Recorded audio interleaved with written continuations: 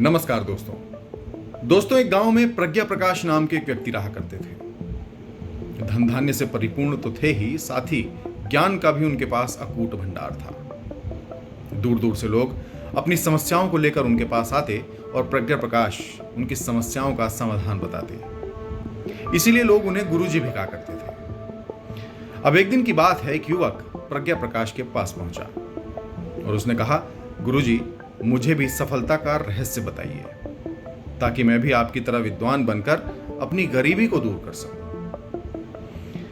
अब प्रज्ञा प्रकाश मुस्कुराए और बोले कि बेटा, तुम एक काम करो, कल नदी के किनारे आ जाना। अब चूंकि युवक को भी स्नान करना था, इसलिए वो प्रातःकाल अपने कपड़े लेकर नदी के किनारे पहुंचा।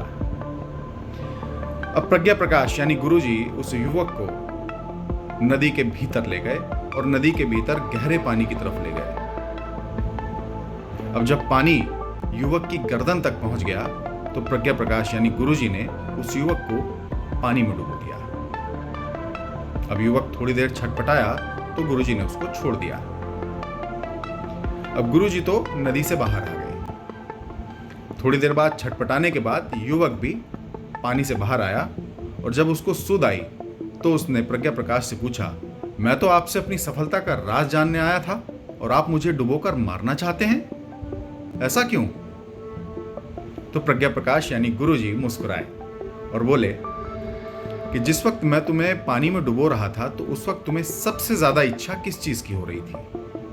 तो वो युवक बोला, जी, सांस लेने की। बोले, बस यही सफलता का राज है। जब तुम्हें किसी भी चीज को यानी कि सफलता को हासिल करने की उत्कंठ इच्छा होने लगे, उसी दिन तुम अपनी सफलता को हासिल कर सकते हो।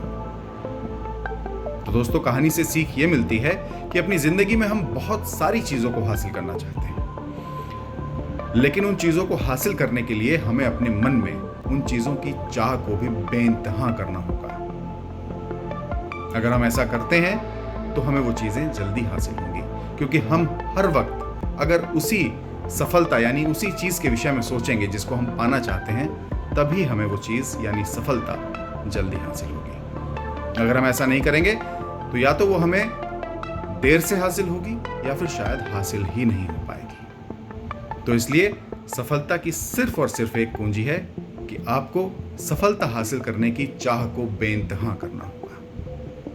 मेरी कहानी अगर अच्छी लगी हो और इससे जो सीख मिलती है अगर वो आपको समझ में आई हो तो इस कहानी को, इस वीडियो को शेयर जरूर कर दीजिएगा और मुझे मेरे सोशल मीडिया अकाउंट्स पर फॉलो जरूर करिएगा। नमस्कार।